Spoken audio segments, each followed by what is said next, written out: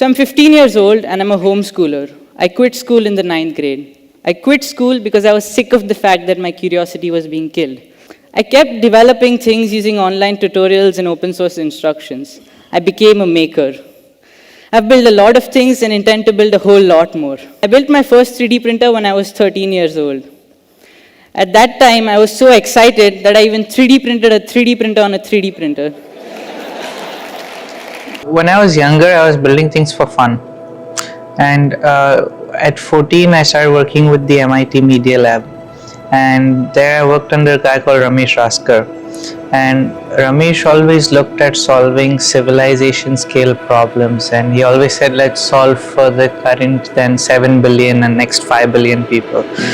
So I think at 14, 15, when you work with that sort of mindset and everyone around you is trying to solve very large scale problems, and then you're meeting all these tier 1 venture capitalists, this is like 2013, 14.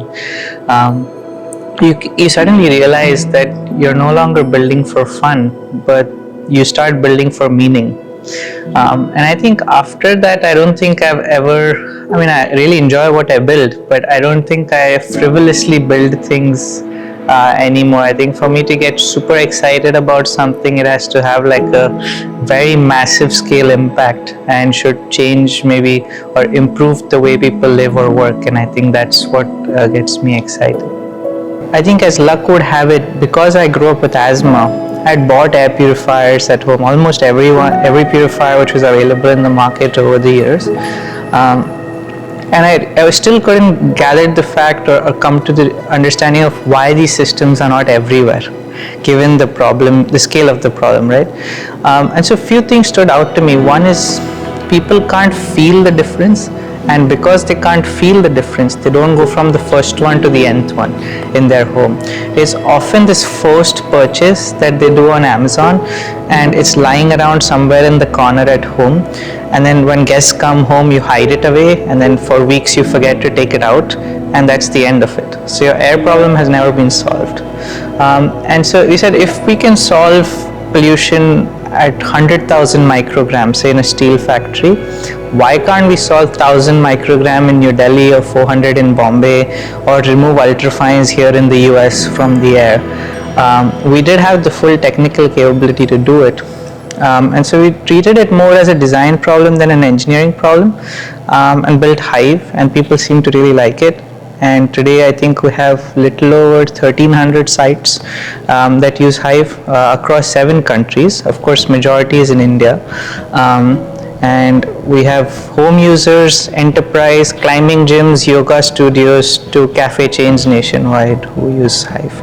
It's been 9 years, and it will be 9 years, and of those 9 years, 3 years I was a college kid, so I was just learning about air pollution, building small prototypes, learning, oh, this is sensor versus the other sensor. I think Praan as a business only really started towards the tail end of 2022. So in between 2022 and 2026, we have done deployments which will benefit now 2 million people this year. The journey to get there, to build filterless solutions, to build the stack, everything from atomic layer to the AI orchestration layer today, is incredibly hard by itself. And then converting it to a product that people can buy is a different problem statement. And then building the factory that you put raw aluminum into and finished products come out the other side is a whole different ball game. So to do this in 4 years with seed capital, and to do it in India, where deep tech is now more spoken of, not so much when we were fundraising.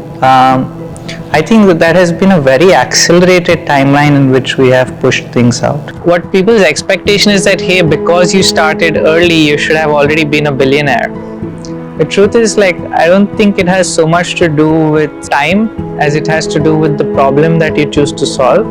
Rebuilding Earth's atmosphere is our vision statement, and I think it's a slightly large problem. And so it takes its time, even though we work, every waking hour. There are millions of problems the world faces today out there, and all of you are extremely knowledgeable and brilliant people who can reduce the number of problems out there. So do what you can, look at those problems, and I'm pretty sure you can reduce that number down. My name is Angad Daryani. I'm the founder of Praan. We're trying to rebuild Earth's atmosphere, and as a first step in doing that, we want to rebuild the world's air infrastructure so that every room helps us live longer and be more productive.